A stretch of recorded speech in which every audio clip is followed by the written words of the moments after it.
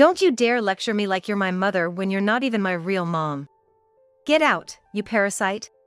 One evening, after coming home late from overtime work, I found that my daughter, who had been living alone, had returned to our family home. She and my husband seemed to be in a bad mood because they had been enjoying talking about me behind my back, and I had just returned home. It's no surprise. Until now, the two of them had treated me almost like a slave. Still, there was something important I had to tell my daughter, so I ignored her complaints and proceeded with the conversation, only to be bombarded with grievances from my husband. This is my house. You're useless, a waste of space. Get out now. My daughter agreed with him and threw my belongings into the gutter. I never imagined that my daughter, whom I had raised with care, would do such a thing to me. I couldn't believe it, but after being treated that way, I saw no reason to cling to this house and left as they told me. Living alone was comfortable, and when I stopped sending money to my daughter, cracks began to form in the once solid relationship between her and my husband, leading to an unexpected downfall in their lives. I married a man with a child. He was a widower, and it was my first marriage. When I met my husband, he was a man doing his best to raise his young daughter on his own. I was drawn to his earnestness and the overflowing love he had for his daughter. Despite my parents telling me that there's nothing wrong with marrying a divorced man but questioning if I, a first-time bride, could raise a child that wasn't my own and warning me about the challenges of parenting, my decision was firm. I frequently met and interacted with my husband's daughter during our courtship, and we got married after deepening our bond. Our life as a family of 3 began after our marriage. My stepdaughter quickly grew attached to me, never acting spoiled but often seeking affection. I wanted to continue working after marriage, so we decided to have a dual-income household where we shared household and parenting responsibilities. My husband kept his promise, and despite opposition from my parents, I was content with the happiness of having followed my own will. Then, I discovered I was pregnant. I was nervous as it was my first time, but my husband had already experienced childbirth with his late wife. I reassured myself that he would be my support. When I told my parents about the pregnancy, they were happy to see me leading a blissful married life. They apologized for speaking ill of my husband and stepchild, and though our relationship was mended, I still felt hesitant to rely on them. However, just when I thought my husband and I could support each other through life, something unexpected happened. As soon as my pregnancy entered a stable phase, my husband's attitude changed drastically. Now that you're in the stable phase, there shouldn't be any problems with the baby or you, right? So, you're gonna pay back all the housework and childcare you skipped while claiming morning sickness. He then pushed all the household chores and childcare, which we used to share, onto me. Furthermore, he started saying that since I'm home all day on maternity leave, I should be the one doing the housework, and he began drastically reducing his time at home. Every time he saw me, he complained and criticized my housekeeping. If I showed even a hint of dissatisfaction, he'd raise his hand and threaten, "Are you talking back to your husband?" Although he never actually hit me, the fear of a man raising his hand made me shrink back. I knew this wasn't good for the baby inside me. The thought of divorce crossed my mind many times. Being pregnant and on maternity leave wasn't an obstacle to divorce. I had the confidence and financial means to raise my child alone if needed. But what would happen to my stepdaughter if I left? She had grown very attached to me, and the desire to raise her myself grew stronger, so I chose to stay and live with my drastically changed husband. I couldn't bear to leave my young stepdaughter with my current husband, fearing for her well-being as both a person and an adult. Once I decided to become her mother. I couldn't let her lose her mother again, so I decided to endure and raise her, even under these circumstances. Later, I gave birth to my son safely. I planned to take maternity leave even after my son was born, but my husband started contributing very little to the household expenses. The amount he provided was nowhere near enough for a family of 4 to live on. When I asked if he would at least cover the children's educational expenses, he said if they were necessary, I should work and pay for them. As my son was gearing up to start elementary school, I realized things just weren't going to work out with the way they were. I gave up my leave and went back to work. Dropping my little boy off at daycare, I worked my fingers to the bone. The last thing I wanted was for my kids to suffer just because their parents didn't make enough dough. I was dead set on avoiding any kind of financial disparity caused by our earnings. So, I started stashing away every penny I could spare for my kids, instead of spending it on myself. I was hoping to hand it over to them when they grew up, just in case they ever found themselves in a bind. This was actually something my folks did for me. On my 20th birthday, they gave me a bank account, saying it was the money they'd socked away for me over 2 decades. I still hold on to it, never having touched a dime. Money's not everything, sure, but in my eyes, it's a clear sign of parental love. My kids kept growing up strong and healthy. Coming home late from work to find they'd already gotten dinner ready, waiting for me, was the best feeling. My husband was still as unpredictable as ever, a ticking time bomb, really. But the love and affection from my kids made all the hardships seem like nothing. Then came the teenage years for my daughter, and boy, did things change. She started getting influenced by stuff she heard from outside and began her rebellious phase. "You're not even my real mom.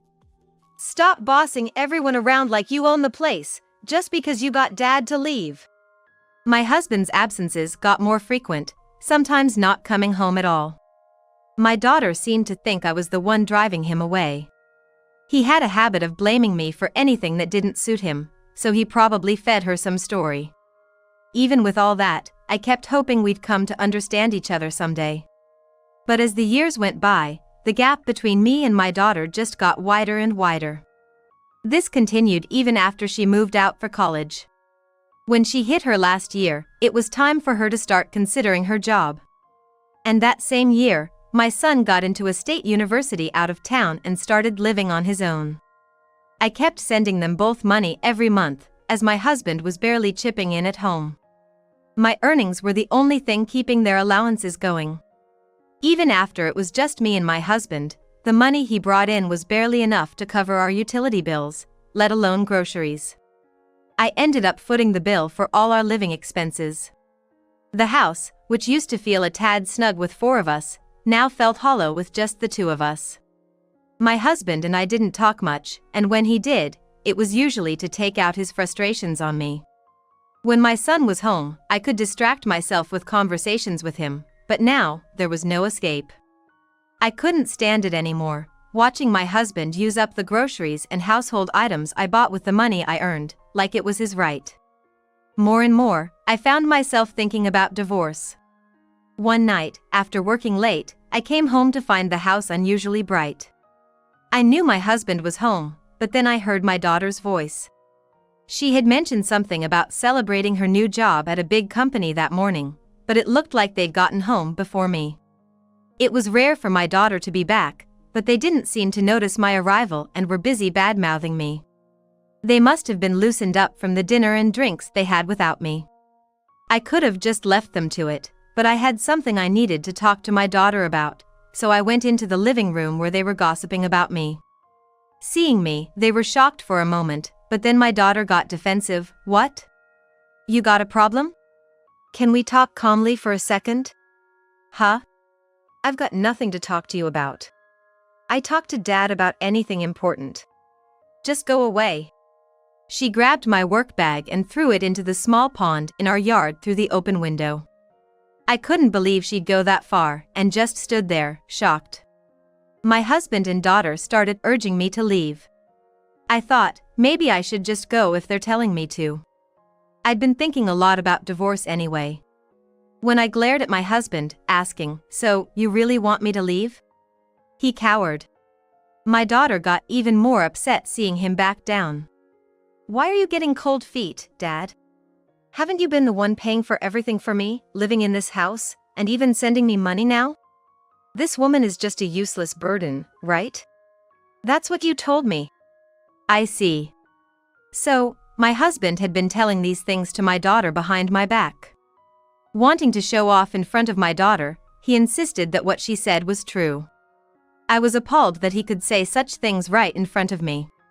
Moreover, my daughter had twisted the truth about the financial burdens I had kept silent about, interpreting it in a way that suited her. She thought that all the school fees, tutoring, and trendy clothes she could buy at will were all thanks to my husband. When my son entered high school, he started working part-time, saying he would earn his own pocket money.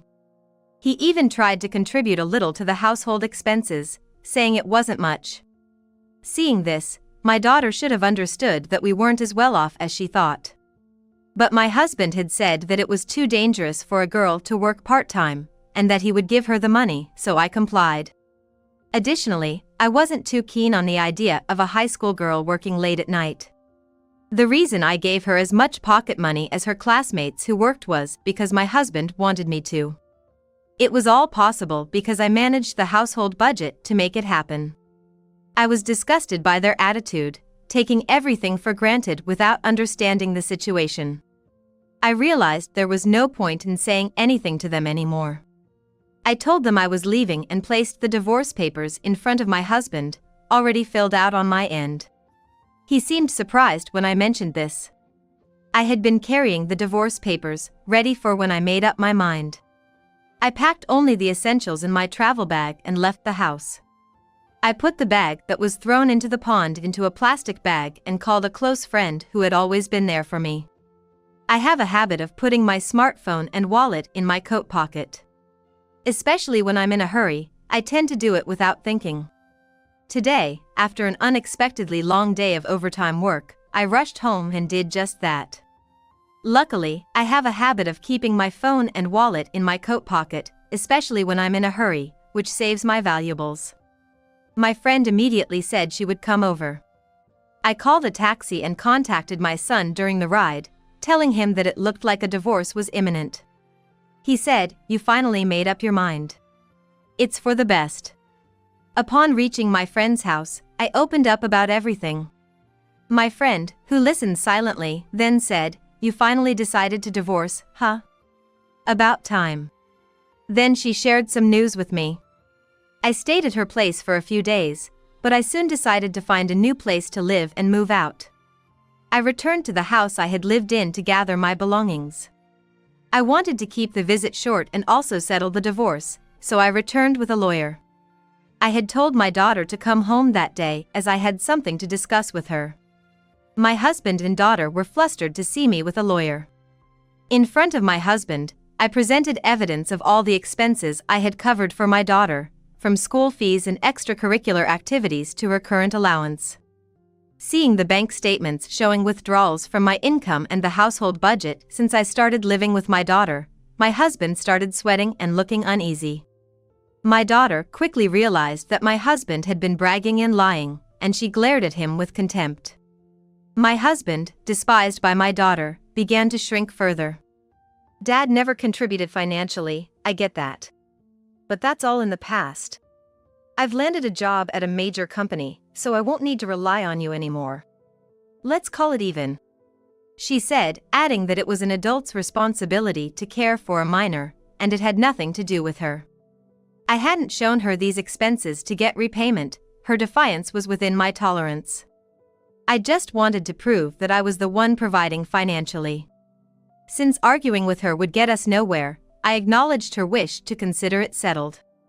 Then, I confronted my husband about the alimony. He brazenly denied any wrongdoing that would warrant alimony. However, I had started recording his verbal abuses and rants at a certain point. I had also kept a diary for a long time, noting down the days when he treated me terribly. As I played the recordings and showed him the diary, he recognized some incidents and eventually started covering his ears. It seemed even my daughter couldn't bear my husband's numerous mistreatments anymore, as I could sense hostility in her gaze towards him. "I never thought you'd be the one to say we're getting a divorce. I really do love you. I just didn't know how to show it, and, there's this thing where you end up teasing the ones you love. That's what it was," my husband tried to explain. In my mind, I sarcastically thought, "How old are you again?" Such an excuse might work for a grade schooler, but a man nearing his 50s? "I haven't changed my feelings. I've been devoted to you since we met. I love you. Let's start over, This time I'll pamper you to the point you might get sick of it." Listening to him, I felt like gagging on his cringeworthy lines. I firmly said, "No, my mind is made up," which made him suddenly change his tone. "A woman should just cling to a man. Women exist because of men." He kept spewing misogynistic statements, looking down on women. When I told him I was recording, he seemed aware that this wasn't compliant with today's standards and quieted down. "What I just said. I wasn't myself. Sometimes another personality of mine emerges. My real intention is always that I love you." Whether it was his real personality or not, both were equally creepy. I could see he was desperate to change my mind about the divorce, but everything he said only made things worse. If he really didn't want a divorce, I had a condition. "I know you've never really given up your gambling habit. Your previous divorce was because of your gambling and debts, right?" He begrudgingly acknowledged I'd done my homework. My daughter, learning for the first time why her biological mother was no longer around, lashed out at him in disbelief. Putting aside my daughter's grievances to be addressed later with her father, I proceeded with our divorce discussion. "I might reconsider the divorce if you agree to cover all future living expenses. But remember, if you miss any payments, you won't have meals and might even have to leave this house." He raised his voice. "This is my house. Being kicked out of my own house is absolutely absurd. If that's the case, I'll divorce you." In a fit of pride, he not only signed the divorce papers but also agreed to the alimony. It was a typical action driven by pride from my husband, but for me, it turned out to be a conveniently favorable outcome. A few months later, I received an unusual call from my daughter. Speaking in a very sweet tone, asking me to restart the allowance. Her father had apparently turned her away, telling her to earn her own living now that she had left home. Since she had already secured a job, finding time for a part-time job shouldn't be difficult. But if she was in a tight spot without working, I suspected there might be a reason. "Did you lose your job offer? Or are you so busy with job hunting that you don't have time for a part-time job?" In fact, on the day I was forced out of my house and stayed at my friend's place, she informed me about my daughter's job hunting. My friend worked at a major company. And it turned out my daughter had applied there and apparently got an offer. However, the day before I was kicked out, my son had shared some shocking information. He knew my daughter's social media account and occasionally checked what she was up to. He didn't approve of her attitude towards me and wanted to help in some way. That day, he saw a post where she bragged about securing her job offer by flirting with the HR manager. I had intended to discuss this with her, but I was kicked out before I could. As a result, we never had the chance to talk about it. If my daughter had talked about this earlier, she might not have had to struggle with job hunting. If she had declined the offer obtained through flirting and restarted her job search honestly, I would have wished to be more involved and support her. After being kicked out, I debated whether to tell my friend about this but eventually decided to share everything. The reason is that if my daughter were to secure a job through seduction, she would be the one to suffer in the end. It was in my daughter's best interest to lead an honest life, even if I had to be harsh. My friend, upon hearing this, looked up my daughter's social media account. There were pictures of her with a middle-aged man, presumably the HR manager. Although his face was not shown, his suit and build resembled the HR manager, and my friend saved these posts and images as evidence. When reported to her superiors, it became a serious issue, leading to an investigation of the HR manager. My daughter had indeed initiated some very inappropriate actions, and in return for these favors, he had forcefully included her in the hiring quota. The quota was already set, so her inclusion meant someone else was unfairly rejected. When asked how he decided whom to reject, the HR manager reportedly said it was based on whether the women were to his liking or not. His evasive responses to questions about whether he had done similar things in the past suggested that my daughter's case wasn't the first. This became a serious issue, leading to the HR manager's immediate dismissal. Naturally, my daughter's job offer was rescinded. The incident quickly became the talk of the industry. In fact, during job hunting seasons, some parents brazenly approach companies, offering money to secure jobs for their sons or daughters. But even if they succeed, the person only ends up struggling in a position that's beyond their capabilities. I can't understand the mentality of those who try to take the easy route into a job like this. It wouldn't be surprising if companies started sharing information to avoid hiring individuals who resort to bribes or seduction. My daughter's situation was a case in point. Following this, as I imagined, she was repeatedly rejected in document screenings at other companies. She probably reached out to potential sources for financial support, fearing she wouldn't find a job by the time she graduated from college. Why do you know about this? Did you orchestrate the cancellation of my job offer? She accused me, her emotions wildly fluctuating between anger and tears. She claimed it was necessary to resort to seduction to compete and later broke down. Fearing an uncertain future, even hinting at dire thoughts due to her desperation. While I understand that both crime and devaluing life are troubling, I felt I had done enough for her. I wondered if she really expected me to be swayed by her sudden change of attitude after all her disdain and entitlement. Well, that's tough. But remember, you're the one who said not to act like a mother since we're not blood related. Besides, I'm divorced from your father, so we really are strangers now. You're an adult, it's time to stand on your own feet. I told her flatly, devoid of emotion. Realizing I was serious, she became more desperate, trying a softer approach. Didn't you save up money for me? I want that. That savings was for my daughter. You're not my daughter, and that money is already allocated for buying a new home. It's not available anymore. She then screamed at the top of her lungs in frustration. Are you kidding me? If I act submissive, you just get more arrogant. Demanding money repeatedly. It became clear to me that this was her true nature, an irredeemable person unable to change or return to good intentions. Disgusted, I quietly ended the call. After the divorce, my ex-husband continued his gambling habits. He lost everything, including the alimony, in an underground casino. Got entangled with dangerous people. And ended up arrested during a police raid. When contacted to take responsibility for him, my daughter refused.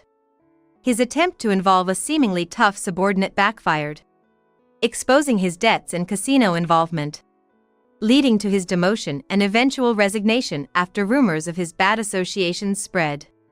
When clients say they won't deal with a company that employs such a person, the company has no choice but to send him to work at a subcontractor.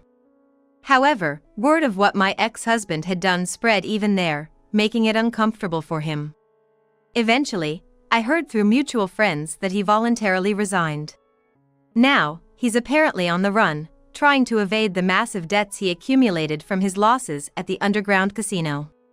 But I suppose this is just the consequence of his inability to quit gambling catching up with him. My daughter, fixated on landing a job at a renowned company, graduated without securing employment. She moved to a cheap, run-down place. The walls are thin, letting in the neighbors' conversations, drafty gaps bring in the cold, and the creaky floor seems like it could give way at any moment. It's a run-down apartment.